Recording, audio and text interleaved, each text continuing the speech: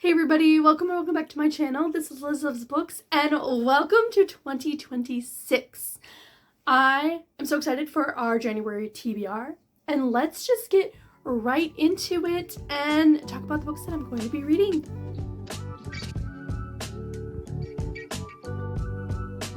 So the first book that I am picking up this year, I'm about 18% through it already as of filming this, and that is Graceless Heart by Isabel Ibanez. This is a standalone historical romantic fantasy that is releasing on January 13th of this year, so I've got a little bit longer to go to finish it, but I'm hoping to get my review up because I have an e-arc from NetGalley. And I have read from Isabel before. I've read her YA duology, so I'm really excited to get into her adult debut, and I love that it is a standalone fantasy as well. Nice to not be able to have to start another series. My dog is chewing on his little toy down below, so you're going to hear some crunching, but it's his world and I'm just living in it, so. But anyway, Graceless Heart on Goodreads currently has a 3.73 average rating with 1,129 ratings and 968 reviews. And basically the synopsis of this from Goodreads says, in 15th century Volterra, sculptress Ravenna Maffei enters a competition hosted by a secretive immortal family who offer an invaluable boon to the victor. Desperate to win so she can save her brother, Ravenna reveals a rare magical talent, a dangerous act in a city where magic is forbidden. Her revelation makes her a target and she is kidnapped by the Luni family and taken to Florence, Italy, a city of breathtaking beauty and cutthroat ambition. There, Ravenna is forced into an impossible task where failure means certain death at the hands of Saturnino de Luni, the family's enigmatic and merciless heir. And let me tell you, I am loving his character so far. Like, I have been so busy, I haven't had time to read the last 2 days, and I am desperate to read more of this book. Under his cold reserve hides a vulnerability that draws her closer than she ever intended. Meanwhile, Ravenna's forbidden magic does not go unnoticed. The Pope, waging war against Florence, the Medici, and magic itself, has his own interest in her abilities, seeing her as a potential weapon in his ruthless campaign. As alliances shift and war brews on the horizon, Ravenna must navigate the treacherous line between survival and betrayal, between love and duty. With time running out and her every move watched, the choices she makes will determine the fate of not just her own life, but the fragile balance of magic and power that could unravel Florence itself. Now, I know that was a lot, but I am just really enjoying this book so far. I'm feeling kind of like 4-star vibes, and if it gets further, it could maybe be 4.5. I don't know. We will see, but I think that's pretty good for this first read that I have of the new year. Then, the next book that I have on my TBR is Before I Let Go by Kennedy Ryan. I just recently bought this at the end of December because I found it at Half Price Books really cheap, and I can never find the first book of this series there. So I was like, I've got to snag it. This is an interconnected standalone romance series called the Skyland series. It has 3 books in it. Kennedy Ryan will be a new author to me as I've never read her before, but I've heard lots of really great things about her writing. She is a BIPOC author as well, and then this will take another book off my physical TBR. And I'm also using this as my buzzword prompt for January. That is a year-long reading challenge that Books and Lala over here on YouTube hosts. Her actual name is Kayla, and I'm sure you know her. She's a really, really popular booktuber. But this is the book that I'm going to be reading for the January prompts challenge, and that is called Before and After. So the title is Before I Let Go. And on Goodreads, this book currently has a 4.33 average rating, 116,631 ratings, and 18,585 reviews. The synopsis on Goodreads says their love was supposed to last forever, but when life delivered blow after devastating blow, Yasmin and Josiah Wade found that love alone couldn't solve or save everything. It couldn't save their marriage. Yasmin wasn't prepared for how her life fell apart, but she is finally starting to find joy again. She and Josiah have found a new rhythm, co-parenting their 2 kids and running a thriving business together. Yet, like magnets, they're always drawn back to each other, and now they're beginning to wonder if they're truly ready to let go of everything they once had. Soon, one stolen kiss leads to another, and then there's more. It's hot, it's illicit, it's all good, until old wounds reopen. Is it too late for them to find forever, or could they even be better the second time around? I'm really also excited for this because this past year, I've really enjoyed second chance romance. So I think this will be a heavy hitter for me. Then I am reading a backlist book next, and that is Shatter Me by Tahira Mafi. This is book 1 in the Shatter Me series. It's like 7 or 8 books with some novellas kind of sprinkled in there, but it's a YA series as well, and it's not super long. And it's a dystopian series also, and Tahira Mafi is also another new author to me, which is great. And they are also a BIPOC author, and this is another book off my physical TBR. And this is the other book I'm reading for Kayla's Buzzword Reading Challenge, because she has 2 different ones. One's prompts, and then this one is covers. So for January, you had to find on a cover of a body part, but an internal body part. And so if you look really closely, this eye here, there's like water running out of it, so it's kind of like tears. Tears are an internal body part. I almost missed that on this cover. And I've been meaning to read this, so I'm glad that that fit the prompt.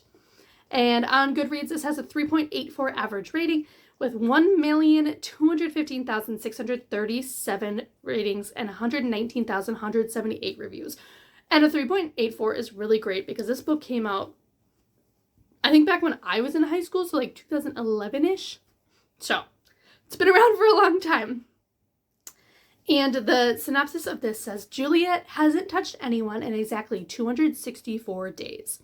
The last time she did it, it was an accident, but the reestablishment locked her up for murder. No one knows why Juliet's touch is fatal. As long as she doesn't hurt anyone else, no one really cares. The world is too busy crumbling to pieces to pay attention to a 17-year-old girl. Diseases are destroying the population, food is hard to find, birds don't fly anymore, and the clouds are the wrong color. The reestablishment said their way was the only way to fix things, so they threw Juliet in a cell. Now, so many people are dead that the survivors are whispering war, and the reestablishment has changed its mind. Maybe Juliet is more than a tortured soul stuffed into a poisonous body. Maybe she's exactly what they need right now. Juliet has to make a choice. Be a weapon or be a warrior. Now, I would have eaten this up in high school. I would have just devoured it all, and I'm hoping that I can just bring my old high school self back into this book when I read it. Then the next 2 books that are on the list are very different books for me. One's a fiction book and one's a nonfiction, but they're both following the same theme, and that is capitalism. One of my goals for the year was to read more intentionally, and so I am participating in this challenge called the Anti-Brain Rot Challenge, hosted by This Story Ain't Over here on YouTube. Her name is Jenny, and she has an amazing channel. She just really makes you want to think really deeply about what you're reading and what you're choosing to read. And she has a book club called the Boundless Book Club, which is 2 books a month that is focusing on this Anti-Brain Rot Challenge. The first book we're reading is called Capitalism, A Ghost Story by Arundhati Roy. And this is a nonfiction book, a new author as well. So all these books so far are by new authors, which I'm really excited about. And another BIPOC author. And I actually was able to find this book on Kindle Unlimited, which was exciting because my library didn't have it. I have 2 different library systems in 2 different states, and they did not have this book, so I'm so glad to find it on Kindle Unlimited. It has a Goodreads average rating of 3.95 with 3,031 ratings and 367 reviews. And the synopsis for this one is, from the poisoned rivers, barren wells, and clear-cut forests, to the hundreds of thousands of farmers who have committed suicide to escape punishing debt, to the hundreds of millions of people who live on less than $2 a day, there are ghosts nearly everywhere you look in India. India is a nation of 1.2 billion, but the country's 100 richest people own assets equivalent to 1/4 of India's gross domestic product. Capitalism, A Ghost Story examines the dark side of democracy in contemporary India and shows how the demands of globalized capitalism has subjugated billions of people to the highest and most intense forms of racism and exploitation. So this isn't going to be an intense book. But one of the challenges you have for the Anti-Brain Rot Challenge is to read for 45 minutes a day while annotating in some form or another. It is called Capitalists Must Starve by Park Seo-leon and translated by Anton Her. This is a fiction book. I did have to purchase this one, but I did purchase it from bookshop.org where Jenny's Boundless binary books, like indie imprint, will get a little bit of a commission from it. So best way to support all of that when you have to buy it, because it wasn't available at any of my libraries. It wasn't on Kindle Unlimited, and I didn't want to buy it from Amazon, so there we are. But this is, again, the other Boundless Book Club choice for January for fiction. And this is by a BIPOC author, again, and a new author. And it has a good read rating of 4.01 with 137 ratings and 24 reviews. And the synopsis on Goodreads says, set against the backdrop of Japanese-occupied Korea, Capitalists Must Starve follows a sharp-tongued, big-hearted heroine who dares to love, rebel, and carve out space for working-class women in a world determined to silence them. Echoing the unflinching narratives of Alias Grace and the sweeping historical vision of Pachinko, which is on my TBR, and I'm really excited to read it, this feminist historical novel balances raw grit with unexpected tenderness and a defiant streak of dark humor.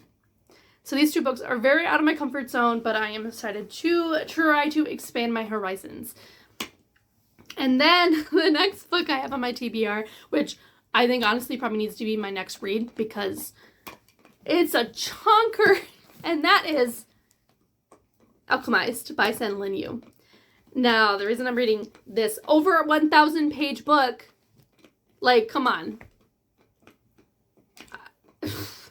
Anyway, is because it is my January in-person book club choice for Lakeside Books near where I live, and they chose this monster. It's on January 27th, and it is now the 6th, and I haven't started. So I need to start this like today or tomorrow, and hopefully read just a chunk of it a day, and we'll see how that goes. But this is a standalone dark fantasy. I'm saying just dark fantasy because this is being called a romance, and I have looked into it, and I don't think it does have a romantic subplot, I'm sure, but I would not call this a romance. It's a dark fantasy. And Sen Lin Yu, again, is a BIPOC author and another new to me author, and it has a Goodreads rating of 4.42, 144,918 ratings, and 29,833 reviews, and it came out in September of last year. So that's amazing. And it was a nominee for Goodreads favorite romantasy, which I don't think is accurate and shouldn't have been in there. And then also a nominee for Reader's Fave Audiobook, and then the winner for Reader's Favorite Debut Novel. So the synopsis for this says, once a promising alchemist, Helena Marino is now a prisoner of war and of her own mind. Her resistance, friends, and allies have been brutally murdered, her abilities suppressed, and the world she knew destroyed. In the aftermath of a long war, Palladia's new ruling class of corrupt guild families and depraved necromancers, whose vile undead creatures helped bring about their victory, holds Helena captive. According to Resistance records, she was a healer of little importance within their ranks, but Helena has inexplicable memory loss of the months leading up to her capture, making her enemies wonder, is she truly as insignificant as she appears, or are her lost memories hiding some vital piece of the Resistance's final gambit? To uncover the memories buried deep within her mind, Helena is sent to the High Reeve, one of the most powerful and ruthless necromancers in the New World. Trapped on his crumbling estate, Helena's fight to protect her lost history and to preserve the last remaining shreds of her former self is just beginning. For her prison and captor have secrets of their own, secrets Helena must unearth, whatever the cost. I'm putting this book down now. It is so heavy. So that was a mouthful and a lot. I've heard this is extremely dark, extremely sad, doesn't necessarily have a happy ending, and I think I'm going to try to I can't annotate because it's a library book, but I'm going to annotate in some form, and hopefully I can finish it by the 27th of January. And then I have one last book, and that is called Obsidian Sky by Jill Astor. This is a fantasy romance, the first book in the Riftborn series. And I got this as an e-arc from NetGalley. It comes out February 2nd. And this is an indie published author. And I was just accepted to be part of their street team. So I'm really, really excited to be able to read this book, review it, talk about it on my Bookstagram, which I will always link down below. It's Liz Loves Books 95 if you want to go check it out. And on Goodreads, it currently has a 4.33 average rating, 6 ratings, and 5 reviews. Again, this is not released. It's an indie author brand new indie author too. Like, this is their debut novel, I believe. So it makes sense why there's not that many ratings. But the synopsis says, Thaylen Mirren enters the Asgard Training Academy wanting nothing more than to prove herself amongst the other cadets, where she must endure life-threatening trials in hope of manifesting air, water, fire, or earth magic. So this sounds like it's going to be like Fourth Wing combined with Avatar: The Last Airbender, which I'm here for. Not to mention, a lucky few will pair with dragons who select their riders with ancient instinct, answering only to those whose souls burn bright enough to match their own. When Thalen's power stirs in ways no instructor can explain, she draws the attention of the crown, particularly Prince Thorn Dareth, a renowned warrior and dragon rider. Hardened by discipline and haunted by a kingdom he was born to serve, Thorn sees Thaylen as a danger to the realm, and yet is charged with her training. And amidst clashing personalities, an undeniable pull forms between them, potent enough to awake dark forces that once tore the world apart. Now, rift-born creatures thought to exist only in nightmares are slipping through the cracks of their reality, which sounds so cool. And as they push the realm toward open war, Thaylen may be the only one able to stop what's coming. That is, only if Thorn can choose between loyalty to his crown or the girl whose power could either save their world or bring it to ruin. I'm really excited about this, and I hope it is absolutely amazing. And yeah, so those are all the books that I am going to try my hardest to read in January. Let me know in the comments below what is your first book that you have started or read of this year. And I look forward to seeing you guys in another video soon.